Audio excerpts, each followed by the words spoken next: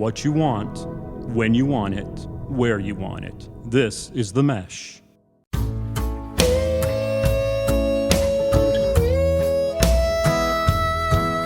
Welcome to the Low and Slow Barbecue Show, where we're serving up Pitmaster stories from the best in the barbecue business in the Carolinas and beyond. Today, we're excited to welcome someone who's been called the King of Georgia Barbecue by Bon Appetit magazine.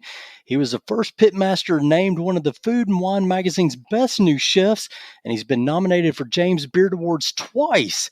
Bryan Furman's got deep roots in the Charlotte, North Carolina area, but he's been doing his thing in Atlanta for a long time, and now he's charting a course for new barbecue adventures in Georgia. First, he steps into the spotlight of the Low and Slow Barbecue Show. Bryan, thanks so much for joining us today. Always welcome, Trigger. How you doing, man? Man, doing good, doing a little bit better than you, I think, because I'm having an opportunity to talk to one of these great barbecue stars, and I know you're going through some trials and tribulations, but let's talk about good things. What is the latest news about Bryan Furman Barbecue and your location in the Atlanta metro? So I'm open in Bryan Furman Barbecue at 186 Windy Hill Road. Is actually like 5 miles from my old location. And so we're looking at opening that grand opening around September. We're going to start doing some slight soft opening starting next week. Soft opening next week, but then not until September. What's going to be going on between soft openings and the official grand opening? So I'm just trying to get a feel for the area, and a guy has a restaurant down the road, like a half a mile from my location, the Manor House. And so we've been talking about just doing barbecue like Fridays, Saturdays, and Sundays, because I'm gonna be takeout anyway, and he just want to collab with me. So it's something we're gonna do until everything is full blast, and then take off for September. Yeah, great. So you kind of mentioned you're going to be takeout. What can folks expect when they visit your new site there? And it's in the Marietta section of the Atlanta metro. Of course, we're gonna have my brisket, ribs. Still gonna do pork, chicken. Menu's gonna drop a lot. We're gonna go with 7 sides: hash and rice, Brunswick stew, mom's collard greens and mac, coleslaw, brisket beans, and then we're gonna go with those banana pudding and peach crisp. Wow, sounds like a fantastic menu. You've already got it pretty well figured out. Of all those things, what do you feel like is your number one focus there? My number one focus, honestly, this might sound weird, but I'm gonna say customer service. Oh, wow, yeah. Yeah, Atlanta's been getting a bad rap for its customer service, so I want to make sure I don't give them a bad rap. Well, But no, seriously, what does that mean to you, good customer service? good customer service means a lot to me. I will go to a place that has mediocre food and great customer service before I go back to a location that has amazing food and horrible customer service. Sure. That's me. That's my opinion. Yeah, well, I'm sure you're not alone in that respect. So, what do you feel like? I know you're all over the place. I've seen you in Chicago. Of course, I saw you got to meet you at the Carolina Barbecue Festival in Charlotte, and I know you're all over the place on the Bryan Furman Barbecue touring streak. How will the restaurant affect your road plans? Well, I don't think a lot of people really understand. Like, I've been doing this since 2015, and even in 2015, I was always on the road. And we had 4 locations. So what I've done is basically slow it down and focus more on the restaurant and that one restaurant. And I kind of handpick what events I do. I just basically been on the road so much is to keep the brand out there, to let everybody know Bryan Furman's still here. But it's just basically to let you know I haven't quit, I haven't fell off. That's it. Okay. And tell me a little bit more about Schoolinary. I search you on the internet and I see Bryan popping up and he's teaching people how to cook barbecue through Schoolinary. What's that all about? Schoolinary, Richard Bias, he reached out to me a year ago. Actually, it's the first international American barbecue school. Wow. And I went to Barcelona last year and taped that, which was amazing. Yeah. And it came out March. Just another outlet, that I've ran into and became a part of. I'm all about partnerships. So it's a partnership I decided to go along with schooling in. Yeah, fantastic. So you've recorded one thing. Do you anticipate there'll be other opportunities in the future with that? Well, we did all the meats, so it was basically American barbecue. Okay. So I basically did brisket, pork, ribs, chicken, and then I did my sides. So I don't know which one they showing yet. If Hmm. they showing all of them or they're spacing them out. But I did all the meats. Okay. So we'll look for that more to be released there on Schoolinary. It's schoolinary.com. School Mhm. like SCOOLINARY. But going back to the restaurant, take me a little bit through the process of opening up a barbecue restaurant. Now, I know you've had bees crackling in Mhm. Savannah and Atlanta, and you've been doing this for a while, but what's the first step in opening a barbecue restaurant in a brick and mortar spot? Well, there's a difference. There's the turnkey, and then there's the build up. Hmm. All my life, I've always did turnkeys. Something I can go in, put your business license in, contact the health department, fire department, find out what you're doing, takeout, what you're doing, dine in, alcohol license, all those things you want to get up in the front. This Hmm. was the first time I actually went through building, buying a piece of land, and then building. But in 2021, when I bought the property, the construction prices changed. Yeah. Um, so I went through a couple different GCs, and the last GC I talked to said 2.5. I opened my first restaurant with 15 grand. My first takeout spot opened for 15. Yeah. So it took me some time to find a place. Thank you, Doug Shaw, for finding me that location, the Old Herbs Rib Shack. But I was looking for a spot towards Hateville, and Doug called me and said, I'm being selfish. Herbs Rib Shack's no longer there. I want you closer to us in Marietta. And I went, talked to the owner, and then I talked to my real estate agent, and I put my old property up for sale because I really didn't want to sell it until I found the spot. Hmm. And this is a straight turnkey. So I've already went down, no alcohol. So I'm not doing alcohol. It's going to be takeout only. So that's why I'm looking at September as my main focus. Hmm. Um, and then still hitting these tours and getting paid on the road. Yeah. Well, so how do you plan the menu for your restaurants? Do you just throw it all out there, everything you do, or do you have to take some time and plan and figure out, which things you do and which things you leave out? Man, I got in my journal in my book bag I got on me right now. But in this book bag, it has from 2021 how I wrote out my menu, and I always knew coming back I wasn't gonna be 32 employees. My first restaurant had 6, maybe 5. Yeah. So I already knew to keep it small, keep it takeout, um, keep it simple. Don't have 30 some items, have 12. Um, Simplify it down. Barbecue is simple when it Yeah. comes to the menu and not confusing people too much. So it was just easy. It's like a no brainer to me. So that's how I came up with my menu so quick. Okay. Well, so now, how do you know when you're going to be ready to open the doors? And you've kind of got the soft opening in the September plan, but how do you know? Okay, I'm ready, and we're ready to go full scale and have the world Once come I see check that me my out. team, once that I see my team can handle the soft openings, Uh huh. it's only going to be Thursday through Sunday. I'm going to be cooking the meats. I'm basically looking for people that can get the food out. I'm looking for people Okay. that can fix those plates and get them out the window. Um, I'm gonna be the guy in the back cooking Thursday, Saturday. We're only gonna be 4 days a week, Thursday through Sunday.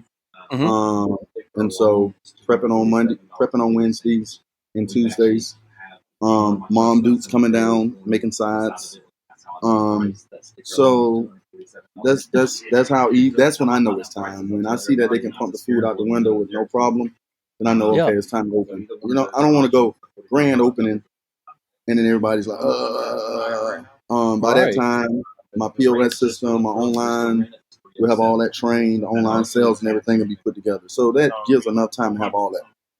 All right. Now, I know I know where your location is currently. I hear a little bit of the background noise. I want to talk to you Okay. about what the hardest part about getting started is, but I think you just tell everybody about where you at right now and what's been going on with you on this particular day, Bryan. Um, so there's a new upcoming pitmaster. His name is Derek. He's opening a location in Garfield, Georgia. And we're on our way to Gastonia to pick up a lane smoker for him. Right. And I think it's my transmission. I think we're 30 minutes away from the location, and we hear something on the interstate, and we pull over to the welcome center. I guess it was welcome me in North Carolina, welcome me back home.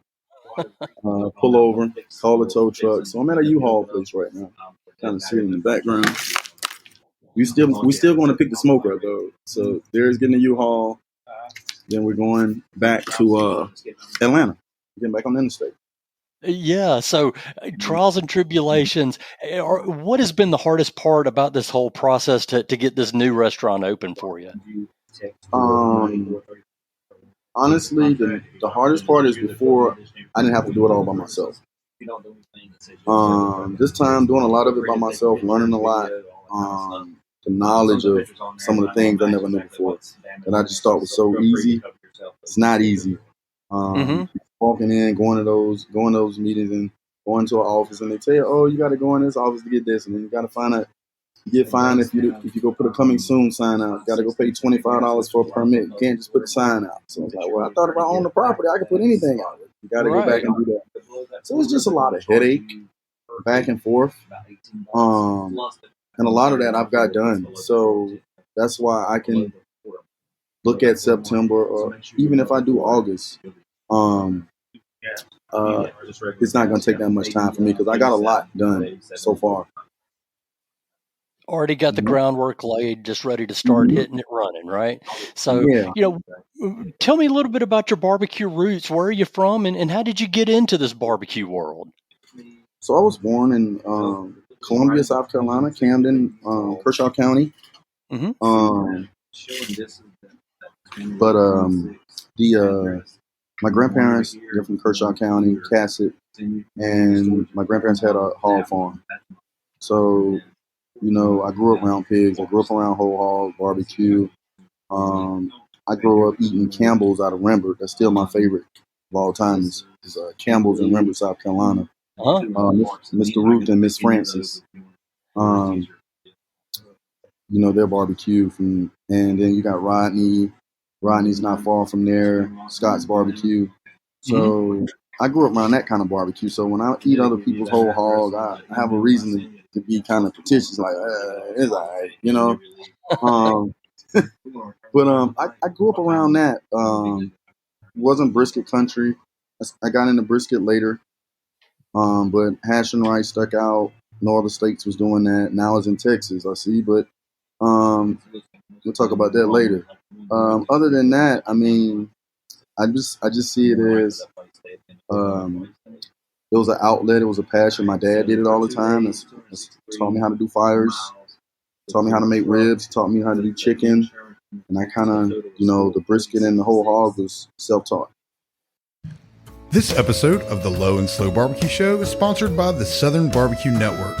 Since 2010, the Southern Barbecue Network has sanctioned barbecue tournaments to further their goal of preserving a Southern tradition by providing well-trained judges to contests that are raising money for charitable causes in the Carolinas. In addition to supporting charitable barbecue competitions, the Southern Barbecue Network also donates annually to numerous local community organizations, hospitals, and nonprofits. To find out more about the Southern Barbecue Network competition program and barbecue judge training classes, please visit sbbqn.com for more information.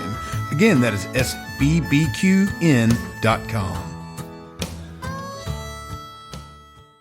Yeah, and you kind of mentioned, obviously, you got some roots there on the hog farming land, and tell me about why it continues to be important for you to try to source that local hog, those heritage breed hogs, and try to source and provide local products through your restaurant. Because it's better. I don't know any other way to put it. It's simple as saying it's just better.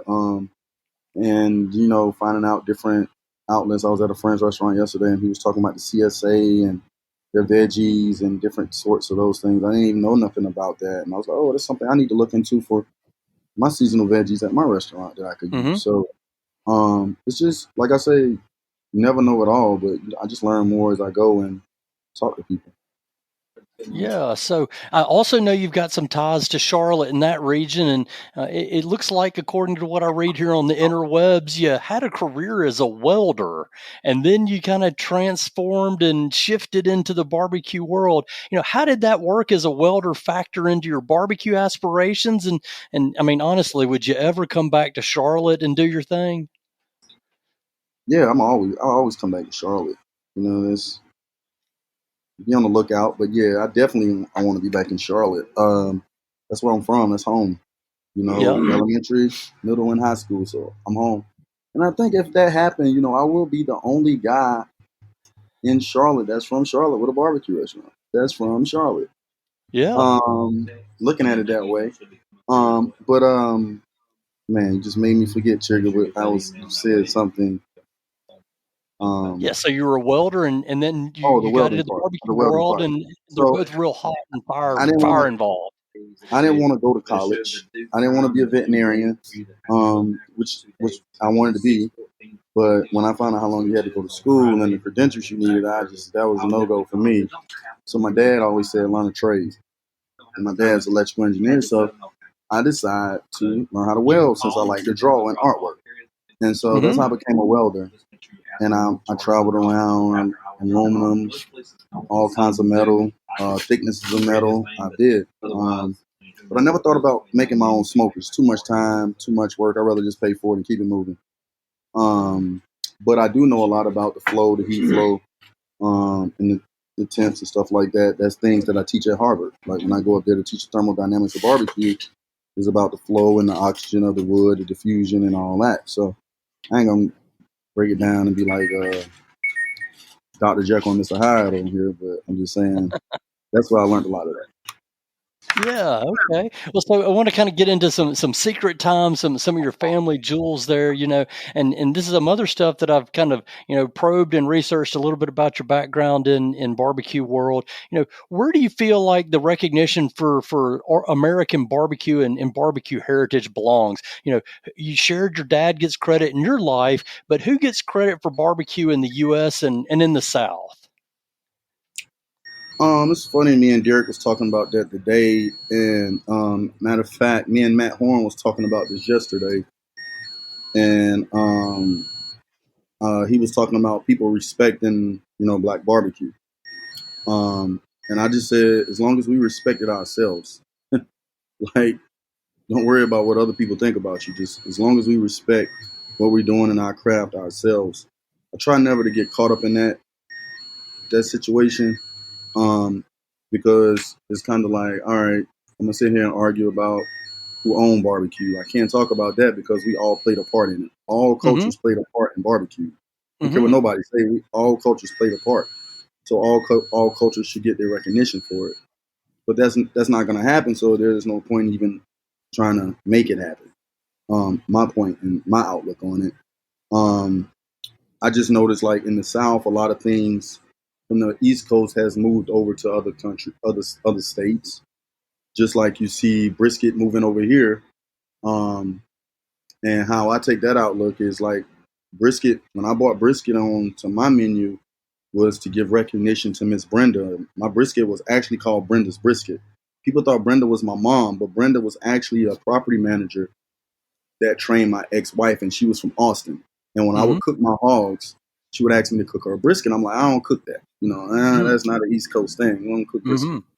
And I would throw her one on. And then when I quit my job and opened my restaurant, she was there every weekend buying food for the staff that the company she worked for. She passed away 3 months later, and like to honor her, I put brisket on my menu. So that's where Brenda's Brisket come from. So people used to always think, "Oh, that's your mom," or "You went to Texas and learned how to cook brisket." No, I learned how to cook brisket in my backyard. Like I learned, and I just kept on until I got it right. So that's where it comes from. Yeah. Well, so how do you feel like Brenda I would? kind of went around the question because I know how to stay out of certain, I don't want to get caught up. I know how to stay out of certain things, but Yeah. Well, that's okay. But how do you feel like Miss Brenda would rate your brisket today? I mean, she was from Austin, Texas. She was asking me to cook it every week for nothing, like. And then it's funny because a lot of people are like, even in Atlanta, they're like, "Oh, you're known for your brisket," and I'm like, "I wasn't known for brisket. I was known for like whole hog and ribs." But okay, um, my brisket. Don't sleep on the brisket. I always tell people that. Don't sleep on the brisket. But it's always good to have other people out there. And I talked to Derek about this today. Just trying to be better, like Mm. trying to get better, like consistency wise. Like it's like wine. Wine gets better as it ages. Like, I think in barbecue, some people get relaxed or they get comfortable and they feel like, okay, this is it. And nah, that's not it. It couldn't do nothing but get better. And I had a lady tell me this at one of my events 3 years ago. She was like, "Your ribs taste better than they taste at the restaurant." And I was like, "Thank you."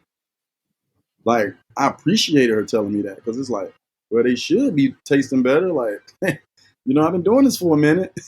Yeah. So, Yeah. nah.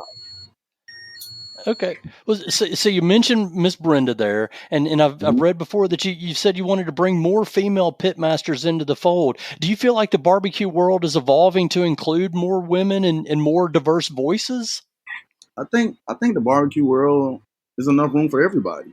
Mm-hmm. I just think some voices don't get spoken louder than others, or the right people are not speaking up for them. But I feel like that's something that should have been going on a long time ago. Like my mom taught me how to make sides. My mom had me in the kitchen at an early age, but she said I might run into somebody that couldn't cook.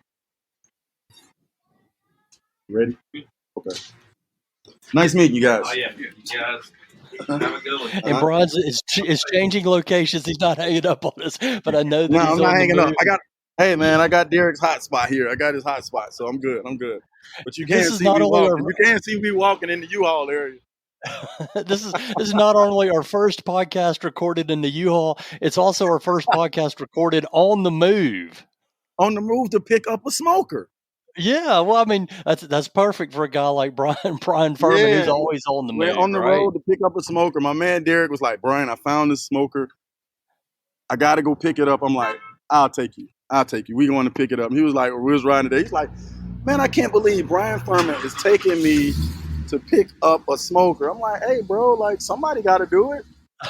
So And now it's U-Haul that's got to do it. the good thing about it is I ain't got to drive now.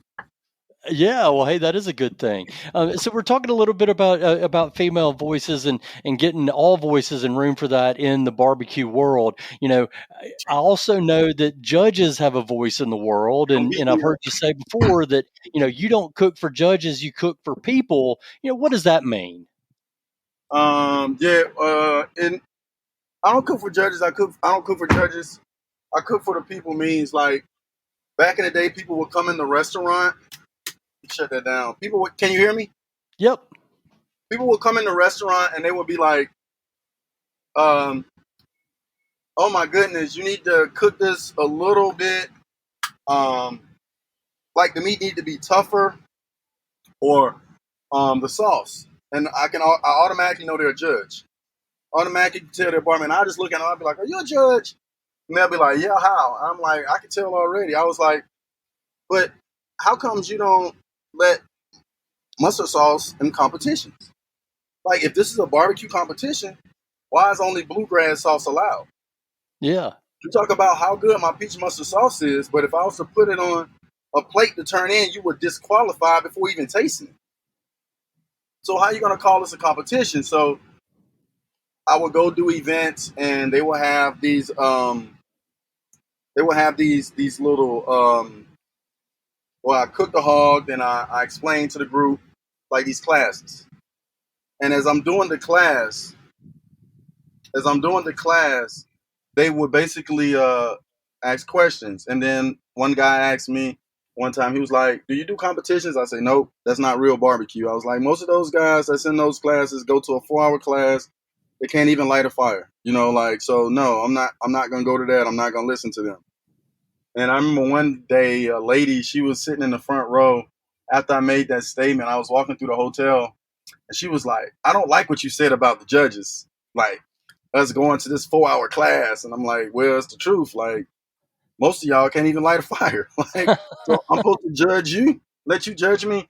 So that's where, like, I don't cook for judges. I cook for the people, and the people meaning everybody. Like, you could pull up at B's and you'll have a billionaire sitting at the bar right next to you, a millionaire. Everybody's out there. Like, Yeah. and that's what barbecue stood for to me, where I don't want to be judged. And when I feel like I'm in a situation where I'm judged about a situation, I don't even want to be in it. So that's where I went and got that trademark too. So if anybody out there go, trust me, it's LLC and it has a stamp on it. So Yeah. That's your thing. All right. Now, I know you're getting on the move, so we're going to wrap this up pretty quick here. Let me just ask you, at last, what do you enjoy most about being a pitmaster and operating a barbecue business and living in this barbecue life? What I enjoy the most is my passion. Like, I can get up and do that every day with no problem. Like, I love what I do. So, and I've been in mental states, like going through this for the past couple years, mental, like, depression phases, right? And stressed about the situation or getting this. I got to get this done. I got to get this done. And then I have an event, and one of my friends, Cortez, he came up to me one day. I was cooking a hog, and he was like, "You're in your element." And I looked at him, and I was like, "What you mean?" He was like, "You're in your element." He was like, "You know how we talk?" Because I talk like that to my friends. And he was like, "You're a total different person today."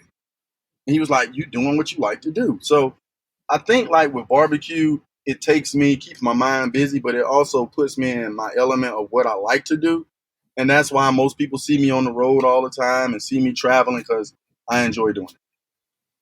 So, and that, my friends, is the lowdown from Bryan Furman Barbecue. Bryan, thanks so much for joining the Low and Slow Barbecue Show.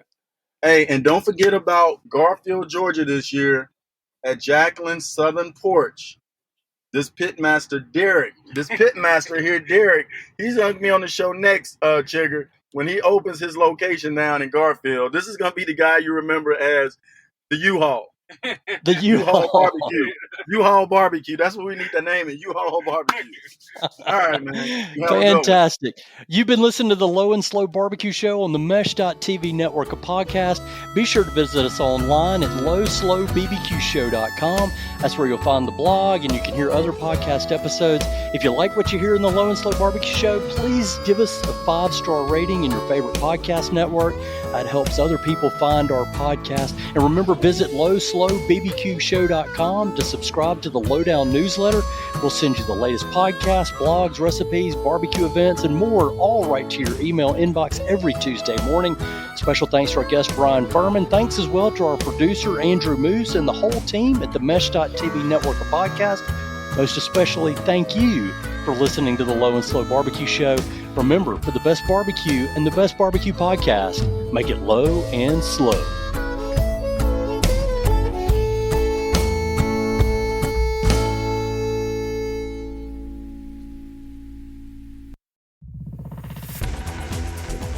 You've been listening to The Mesh, an online media network of shows and programs ranging from business to arts, sports to entertainment, music to community. All programs are available on the website as well as through iTunes and YouTube. Check us out online at themesh.tv. Discover other network shows and give us feedback on what you just heard.